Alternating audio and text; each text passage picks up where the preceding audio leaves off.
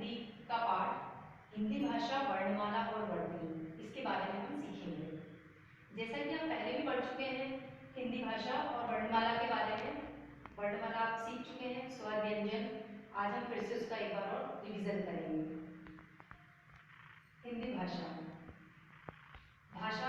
एक ऐसा माध्यम होता है जिसके द्वारा हम अपने मन के विचारों और भावों को बोलकर, लिखकर, पढ़कर या सुनकर अभिव्यक्त करते हैं। और ठीक उसी प्रकार से दूसरे के मन के भाव और विचारों को भी हम पढ़कर या सुनकर के और समझते हैं। देखा जाए तो भाषा एक अभिव्यक्ति का माध्यम होता है। भाषा के 4 कौशल होते हैं: लिखना, पढ़ना, बोलना और सुनना। इसमें हम 2 रूपों को देखेंगे। पहला है मौखिक रूप, भाषा का मौखिक रूप, जिसे कि हम बोलकर या सुनकर के समझते हैं। और भाषा का दूसरा रूप है लिखित रूप, जिसे कि हम लिखकर या पढ़कर के समझते हैं, उसे हम लिखित रूप कहते हैं। अब हम देखेंगे लिपि। भाषा को लिखने और का जो तरीका होता है उसे हम लिपि कहते हैं। हिंदी भाषा की लिपि कौन सी है? यस, देवनागरी लिपि। 14 सितंबर 1949 को हम हिंदी दिवस के रूप में मनाते हैं, क्योंकि इस दिन हमारी भाषा को राजभाषा का दर्जा प्राप्त हुआ था। तो यह दिन हमारे लिए विशेष दिन होता है। अब आगे हम देखेंगे वर्ण। वर्ण के बारे में आप शुरू से ही पढ़ते आ रहे हैं। वर्ण एक सबसे छोटी इकाई होता है जिसके और अधिक टुकड़े नहीं किए जा सकते हैं। जैसे क, प, च, म, ये सब वर्ण हैं। ये एक सबसे छोटी इकाई होता है। वर्णमाला, जैसा कि आप जानते हैं इंग्लिश में हम अल्फाबेट्स पढ़ते हैं, A to Z अल्फाबेट। ठीक उसी प्रकार से हिंदी में हम वर्णमाला पढ़ते हैं। वर्णमाला अ से लेकर के श तक जो शब्दों का पूरा समूह होता है उसे हम वर्णमाला कहते हैं। जिस तरह से एक एक मोती को पिरो करके माला बनाई जाती है, ठीक उसी प्रकार से वर्णों का पूरा एक समूह मिलकर के वर्णमाला का निर्माण करता है। वर्णमाला में स्वर और व्यंजन 2 चीजें आती हैं। तो पहले हम स्वर के बारे में जानेंगे कि स्वर कितने होते हैं। स्वर और व्यंजन के बारे में जानेंगे। स्वर ऐसे वर्ण होते हैं जिनका स्वतंत्र रूप से उच्चारण किया जा सकता है। उसे बोलने में किसी भी अन्य वर्ण की मदद की आवश्यकता नहीं पड़ती है। अब हम स्वर दोहराएंगे। अ, आ, ई, उ, री, ए, ओ, औ। ये कुल 11 स्वर हैं। अंग और अह को अयोगवाह कहा जाता है।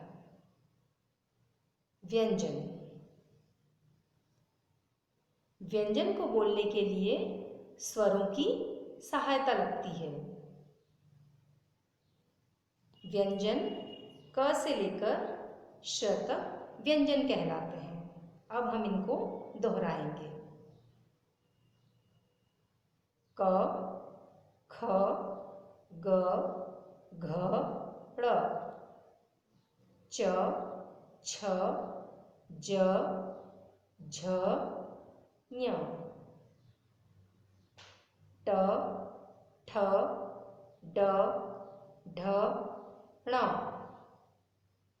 त, थ, द, ध, न, प, फ, ब, भ, म। क से लेकर म तक स्पर्श व्यंजन कहलाते हैं, क्योंकि इसे बोलने में अंदर मुंह में स्पर्श का अनुभव होता है, टच का अनुभव होता है। आगे देखेंगे हम य, र, ल, व। ये चारों वर्ण अंतस्थ व्यंजन कहलाते हैं, क्योंकि इसमें आवाज साउंड अंदर की ओर से निकलता है। श, श, स, ह, ये 4 वर्ण ऊष्म व्यंजन कहलाते हैं। इनको बोलने में अतिरिक्त ऊष्मा की जरूरत पड़ती है, ऊर्जा की आवश्यकता होती है। क्ष, त्र, ज्ञ, श्र, इन्हें हम संयुक्त व्यंजन कहते हैं। ढ, ढ, ये दोनों अतिरिक्त व्यंजन कहलाते हैं। इस तरह से कुल 39 यानी 39 व्यंजन होते हैं। पूरी वर्णमाला में अ से लेकर अ तक 52 वर्ण होते हैं, जिससे मिलकर के ये पूरी वर्णमाला बनती है। हमारा अगला पॉइंट है 12 खड़ी। व्यंजन वर्णों पर जब स्वरों की मात्राएं लगती हैं तब जाकर 12 खड़ी बनती है। अब हम 12 खड़ी की कुछ उदाहरणों को दोहराएंगे। का, की, कु, कू, के, कै, को, कौ, कं, कह, ख, खा, खी, खी, खु, खू, खे, खे, खो, खौ, खं, खह, ग, गा, गी, गी, गु, गू, गे, गए, गो, गौ, गं, गह, घ, घा, घी, घी, घु, घू, घे, घे, घो, घौ, घं, घह। इस तरह से हम 12 खड़ी सीखते हैं। अब हमारा अगला है वर्तनी। अब जिस तरह से आपने देखा, अभी हम लोगों ने पिछले सारे पॉइंट्स कवर किए, अब हम वर्तनी के बारे में भी जानेंगे। वर्तनी हिंदी भाषा की सबसे अलग विशेषता यह है कि इसमें जो बोला जाता है वैसा ही लिखा जाता है, अतः हमें उच्चारण में बहुत ही ध्यान रखने की जरूरत पड़ती है। इसमें हमें गलतियां नहीं होनी चाहिए, उच्चारण संबंधी मिस्टेक हमारी नहीं आनी चाहिए, यह हमेशा ध्यान रखना है। अब यहाँ पर मैंने कुछ इसमें उदाहरण लिखे हैं, उसके माध्यम से मैं आपको बताऊंगी। पहला इसमें दिया गया है कवि। यह अशुद्ध है, शब्द है, इसका शुद्ध शब्द है कवि। दूसरा उदाहरण है व्यान। यह अशुद्ध शब्द है, इसका शुद्ध शब्द है ज्ञान। तीसरा शब्द दिया गया है आधीन। यह एक अशुद्ध शब्द है, इसका सही शब्द बनेगा अधीन। तो इस तरह से हमें उच्चारण करते समय भी त्रुटियों को पहचानना है और उनका ध्यान रखना है कि गलतियां न हो। अगला पॉइंट आता है युग्म अवयव। युग्म का मतलब होता है पेयर, जोड़ा। युग्म अवयव के अंदर कुछ इस तरह के शब्द आते हैं, जैसे धीरे धीरे, पास पास, इधर उधर, यहां वहां। इस तरह के जो शब्द होते हैं उन्हें हम युग्म अवयव कहते हैं, जो कि हमेशा जोड़े में ही दिखते हैं, पेयर में दिखाई देंगे वो शब्द। तो अब आपको ये सारे पॉइंट जो कवर किए गए हैं आज, ये ठीक तरह से समझ में आ गए होंगे। ये पूरा पाठ आपकी हिंदी किताब में दिया गया है, आप इसे ध्यान से पढ़िएगा, हर पॉइंट को ध्यान से देखिएगा, पढ़िएगा, समझने की कोशिश करिए इसको और अभ्यास करिए बार बार इसका। अब इससे संबंधित मैं आपसे कुछ प्रश्न करूंगी। पहला प्रश्न है, हिंदी वर्णमाला में कुल कितने वर्ण होते हैं? राइट, 52 वर्ण होते हैं कुल। हिंदी वर्णमाला में कुल 52 वर्ण होते हैं। अब दूसरा प्रश्न है, हिंदी की लिपि कौन सी है? यस, देवनागरी लिपि है। इसकी लिपि कौन सी है? देवनागरी लिपि है। तीसरा प्रश्न है,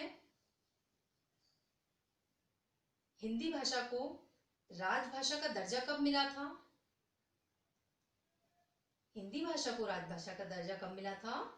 14 सितंबर 1919 49 को मिला था, जिसे कि हम हिंदी दिवस के रूप में मनाते हैं।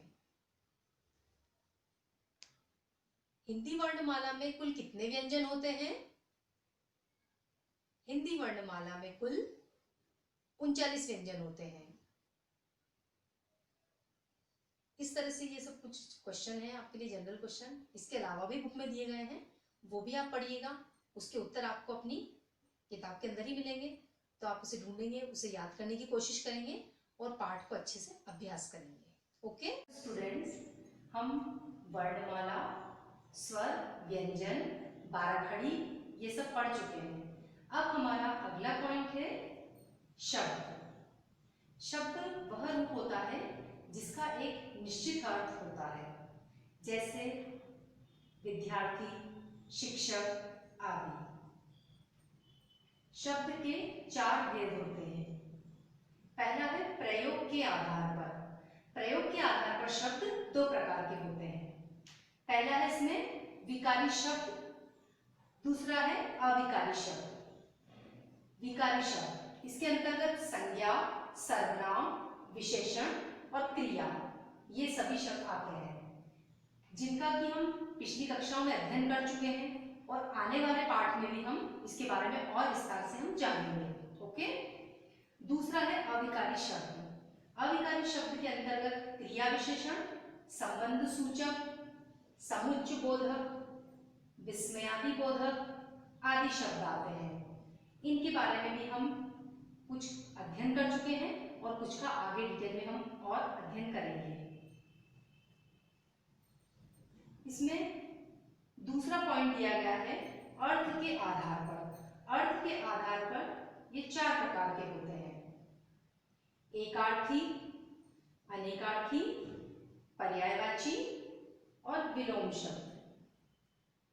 पहला है इसमें एकार्थी शब्द। एकार्थी शब्द वो होते हैं जिनका कि अपना एक अर्थ होता है, दूसरा कोई अदर अर्थ इनका नहीं निकलता है, जैसे शिक्षक, विद्यार्थी, इनका अपना एक ही अर्थ निकलता है, उन्हें हम एकार्थी शब्द कहते हैं। दूसरा है अनेकार्थी शब्द। अनेकार्थी शब्द वो शब्द होते हैं जिनके अनेक अर्थ निकलते हैं। शब्द एक ही लिखते हैं, हम एक जैसा लिखते हैं, लेकिन उनके अर्थ अलग अलग निकलते हैं। जैसे एक वाक्य मैं आपको बोल रही हूं, मुझे इस लाइन का अर्थ पता है। दूसरा है मुझे अर्थ की कमी है। अब ये दोनों सेंटेंसेस में अर्थ शब्द आया है। एक अर्थ का मतलब है पैसा या धन, और दूसरे अर्थ का मतलब है आशय या मतलब। ओके, तो इस तरह से एक ही शब्द के अलग अलग अर्थ निकलते हैं। अगला पॉइंट हम देखेंगे पर्यायवाची शब्द। समान अर्थ देने वाले शब्दों को, समान अर्थ बताने वाले शब्दों को हम पर्यायवाची कहते हैं। जैसा कि आप पहले भी पढ़ चुके हैं ये, जैसे पानी। पानी को हम किन नामों से पुकारते हैं? और जल, वारी, नीर, अम्बु आदि नाम पानी के हैं। इसी तरह से दूसरा शब्द हम लेंगे पुष्प। पुष्प के भी अनेक नाम हैं, फूल, कुसुम, सुमन, प्रसून। अब ये अलग अलग नाम है, परंतु सबका अर्थ एक जैसा है, तो समान अर्थ देने वाले शब्द पर्यायवाची होते हैं। विलोम शब्द। विलोम का अर्थ होता है उल्टा। उल्टे अर्थ देने वाले शब्द, उल्टे अर्थ बताने वाले शब्दों को हम विलोम शब्द कहते हैं। इसका उदाहरण हम कैसे देंगे? रात दिन, काला गोरा, मोटा पतला, ऊपर नीचे, इस तरह के शब्द विलोम शब्द कहलाते हैं। ओके। अब शब्द का तीसरा भेद है रचना के आधार पर। रचना के आधार पर हम इसे 3 प्रकार में बांटेंगे। पहला है रूढ़, नंबर 2 पर है यौगिक, और तीसरा है योग रूढ़। पहला देखिए रूढ़ शब्द। रूढ़ शब्द इनका एक अपना अलग ही, रूढ़ शब्द अपने आप में एक अलग ही अर्थ रखते हैं। यह इनका संधि विच्छेद नहीं होता है, जैसे दिन, रात, सुबह। अब जिस दिन शब्द है, इसको आप टुकड़े नहीं कर सकते, तोड़ नहीं सकते, इसका संधि विच्छेद आप नहीं कर सकते हैं, तो ऐसे शब्दों को हम रूढ़ शब्द कहते हैं।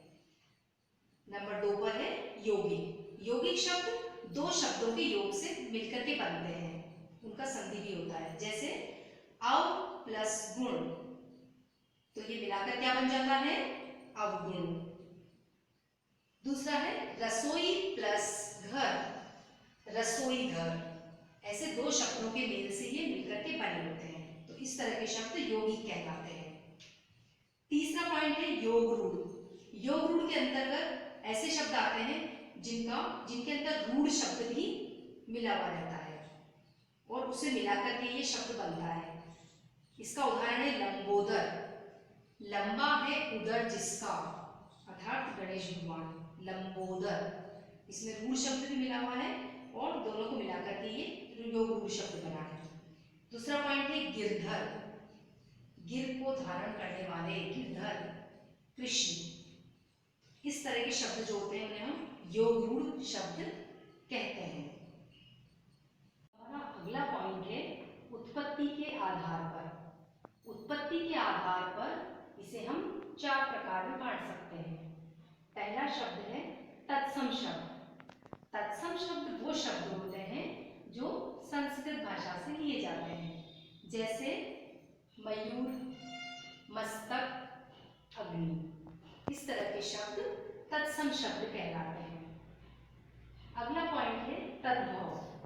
तद्भव शब्द वो शब्द होते हैं जिन्हें हम संस्कृत से हिंदी में ट्रांसलेट करके लिखते हैं, जैसे मयूर का मोर, मस्तक का माथा, अग्नि का आग। इस तरह से ये तद्भव शब्द कहलाते हैं।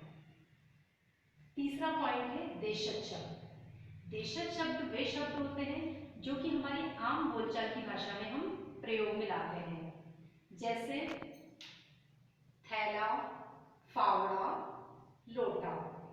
इस तरह के जो शब्द आते हैं उन्हें हम देशज शब्द कहते हैं। चौथा पॉइंट है विदेशी शब्द। विदेशी शब्द में बाहरी कई भाषाओं के शब्द आ जाते हैं, जैसे अंग्रेजी, पुर्तगाली, चीनी। इस तरह के सारे शब्द इसमें आ जाते हैं। इसके कुछ उदाहरण मैंने लिखे हैं, स्कूल, नर्स, तो, गलीचा, गोदाम, तूफान। इस तरह के जो शब्द आते हैं वो सभी भाषाओं के, उन्हें हम विदेशी शब्द कहते हैं।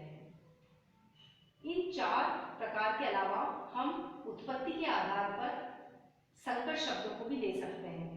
संकर शब्द के अंतर्गत उदाहरण आता है रेलगाड़ी और फूलदान। अगला पॉइंट हम कवर करेंगे वाक्य। वाक्य क्या होता है? वाक्य मतलब होता है सेंटेंस। जैसे इंग्लिश में आप पूरा सेंटेंस लिखते हैं, एक वाक्य लिखते हैं, उसी तरह से हिंदी में वाक्य होता है। शब्दों का एक क्रमबद्ध सार्थक समूह होता है जिसे हम वाक्य कहते हैं। वाक्य के 2 घटक या पार्ट होते हैं। पहला है उद्देश्य, सब्जेक्ट, दूसरा है विधेय, प्रेडिकेट, उद्देश्य, जिसमें व्यक्ति या वस्तु के संबंध में कहा जाता है, उसे हम उद्देश्य कहते हैं। और विधेय, विधेय में उद्देश्य के विषय में जो कहा जाता है वो विधेय कहलाता है। एक उदाहरण मैं आपको दूंगी, यमुना पवित्र नदी है। इसमें उद्देश्य क्या हुआ? सब्जेक्ट यमुना, यमुना इसमें सब्जेक्ट हो गया, और पवित्र नदी इसमें विधेय होगा, प्रेडिकेट। ठीक है। वाक्य के कुल 3 प्रकार होते हैं। पहला है सरल वाक्य, दूसरा मिश्रित वाक्य, तीसरा संयुक्त वाक्य। सरल वाक्य, सरल वाक्य जिसमें कि एक ही कर्ता और क्रिया होती है उसे हम सरल वाक्य कहते हैं। जैसे सौरभ क्रिकेट खेलता है, यह एक पूरा वाक्य है, तो यह सरल वाक्य कहलाएगा। दूसरा पॉइंट है मिश्रित वाक्य। मिश्रित वाक्य के अंतर्गत एक प्रधान वाक्य होता है उसमें, और एक उसमें आश्रित उपवाक्य होता है, उसे हम मिश्रित वाक्य कहते हैं। जैसे भारत एक महान देश है जहां सभी मिलजुल कर रहते हैं। इसमें 2 आपस में वाक्य जुड़े हुए हैं, इसलिए मिश्रित वाक्य कहलाता है। तीसरा हमारा पॉइंट है संयुक्त वाक्य। संयुक्त वाक्य के अंतर्गत दो या अधिक जो वाक्य होते हैं वो समुच्चय बोधक अवयवों के द्वारा जुड़े हुए रहते हैं, उसे हम संयुक्त वाक्य कहते हैं। जैसे सौरभ ने बहुत मेहनत की लेकिन वह सफलता प्राप्त नहीं कर पाया, इस तरह का वाक्य संयुक्त वाक्य कहलाता है। तो इस तरह से आपने वाक्य और वाक्य के प्रकार देखे। अब ये पाठ आपकी हिंदी किताब में दिया गया है, इसे आप फिर से एक बार पढ़ेंगे, ध्यान से हर पॉइंट कवर करेंगे और उसे समझेंगे।